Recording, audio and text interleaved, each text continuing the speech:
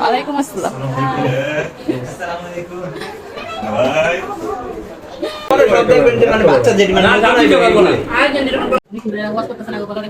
আমাদের বাসায় 10ই মহরমে ছোটখাটো একটা মিলাদ মাহফিলের আয়োজন ছিল। তো আত্মীয় স্বজন সবাইকে ইনভাইট করা হয়েছে মিলাদের জন্য। আম্মু তো সব বোনদের কল দিয়ে বলছে মিলাদের আগের দিন চলে যেতে বাসায়, বাট আমার এইদিকে যাওয়া লাগতেছে মিলাদের দিন বিকেলে। পেটুসের অফিস ছিল, ও রাতে বের হইতে চাইতেছিল না। আমি বারবার বলতেছিলাম চলো, রাত 9:30 বাজে, তো কি হয়েছে, আমরা চলে যাই, বাট ও যাবে না। ও বলতেছে না, একেবারে কালকেই যাব। আর আমাদের কালকে যাওয়া মানে হচ্ছে বাসা থেকে বের হইতে হইতেই বিকেল হয়ে যাবে।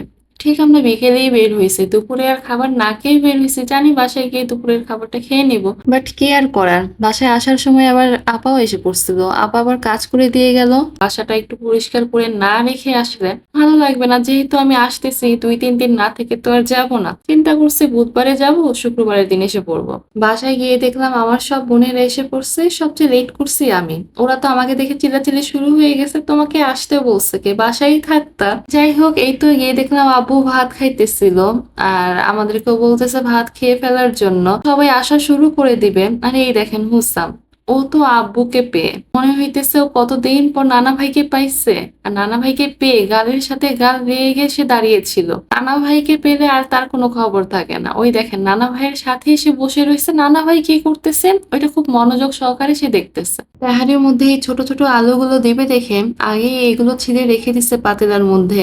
এইদিকে বাবুর্চিও এসে পড়ছে। আমাদের ফ্যামিলির যত রান্না বান্না, বিয়ের আয়োজন বলুক আর মিলাদ মাহফিল বলুক, সবকিছুর মধ্যেই এই বাবুর্চি দিয়েই রান্না করা হয়। ফ্রিজ থেকে মাংস বের করে বাবুর্চিকে দিতেছিল, আর কি কি মশলা টশলা লাগবে সবকিছু বুঝিয়ে তার কাছে দিয়ে দিল। আর আমি এইখানে যখনই রুমে আসলাম, এসে দেখলাম তানজির শরণকে খুব সুন্দর করে পাঞ্জাবির হাতা ভাঁজ করে দিতেছিল। ওদের এই সুন্দর মুহূর্তটি আমি খুব সুন্দর করে ক্যাপচার করে রেখে দিলাম। যাই হোক, ওদের ওইখান থেকে বের হয়ে আমি ওপরে চলে গেলাম ছোট আন্টির বাসায়। ওইখানে সব ফল টল কাটাকাটি করতেছিল। ওইদিন আমরা অনেকেই রোজা ছিলাম, আমিও কিন্তু রোজা ছিলাম। যাওয়ার পর বলছিলাম পেটুসকে ভাত খাওয়াই দিব, বাট ও খাবে না। ও বলতেছে এখন আর ভাত টাত খাবে না, একেবারে ইফতারিই করবে। আর এইদিকে দেখলাম যে একটা বড় পাতিলা নিয়ে আসছে সবার বাসা থেকে গ্লাস নেওয়ার জন্য। ফার্স্টে ছোট আন্টির বাসা থেকে গ্লাস নিল, তারপর আদ্রিতা আর অঞ্জি আমি সাথে গিয়ে বড় মামির বাসায় গেলাম। বড় মামিও আমাদেরকে গ্লাস বের করে দিল, বাট এই গ্লাসে তো হবে না, তাই আমরা আবার সেজু মামার বাসায় চলে আসলাম 7 তলায়। এই বাসা থেকে কয়েকটা গ্লাস নিয়ে তারপর বাসায় চলে যাব। তো এখানে গিয়ে রিহাজকে আমরা বললাম গ্লাস দেওয়ার জন্য।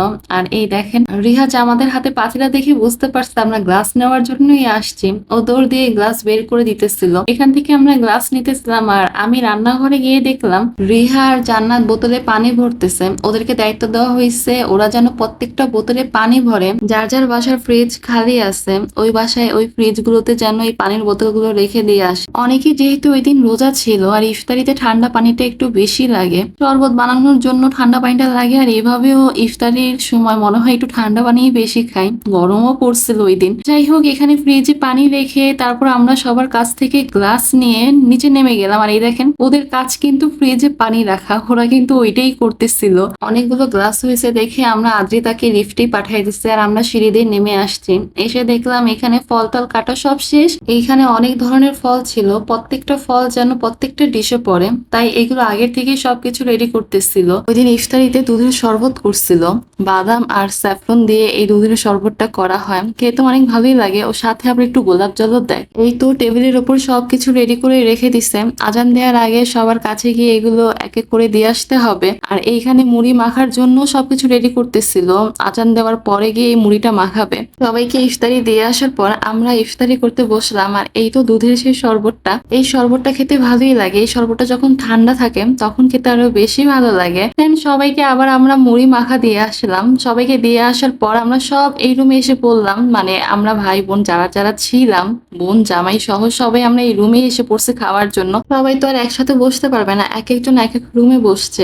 আর ড্রয়িং রুমে যারা বসছিল তারা ওইখানেই খাওয়া দাওয়া করছে। আর আমরা যেহেতু এই রুমে বসছি, এই রুমের জন্য আমি এক্সট্রা একটা বোল নিয়ে আসছিলাম। আর এই বোলের মধ্যে মধ্যেই সবাই একসাথে মুড়ি মাখা খাইতেছিলাম। সবাইকে নিয়ে একসাথে বসে ইফতারি করা একটা অন্যরকম শান্তি লাগে। ইফতারিটা শেষ করার পর সবাই নামাজটা আদায় করে নিল, তারপর মিলাদ মাহফিলটা শুরু হয়েছিল।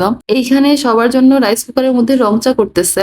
মিলাদ শেষ হওয়ার পর সবাইকে রংচা দিতেছিলাম। মিলাদের কোনো ভিডিও ক্লিপ আমি আসলে নেই তখন মিলাদই পড়তেছিলাম। মিলাদ শেষে সবাইকে ভাবি আবার এখানে মিষ্টি বিতরণ করতেছে, কারা কারা পায়নি তাদেরকে দিতেছে। নুরি নেওয়ার পর ভাবি এখানে আবার পেটুসকে বলতেছে ভাই একটা নেন, বাট পেটুস আজকে আর নিবে না। মিলাদ শেষ হওয়ার পর ও এখান থেকে মিষ্টি খেয়ে আসছে, তাই বলতেছে ভাবি আমি খাইছি, আমি আর খাবো না। পেটুস মিষ্টি খাই দেখে ভাবি বারবারই মিষ্টি সারতেছিল ওকে, বাট ও এবার আর খাবে না। এটা নিয়ে আমরা সবাই আবার হাসতেছিলাম। এই রুমে যারা যারা চা পায় নাই তানজি তাদেরকে চা এনে দিতেছে। আর এইখানে আমি হুসামকে আবার মিষ্টি খাওয়ার জন্য বলতেছিলাম, ও পেটুসের মতো মিষ্টি অনেক পছন্দ করে। মিলাদের শেষে সবাইকে তওয়ারক দিয়ে দিচ্ছে, আমরাও নিছিলাম, আমাদের প্যাকেট হাতেই ছিল। দেখেন সবার হাতে হাতে প্যাকেট, সবাই সবার তওয়ারক নিয়ে বসেছিল।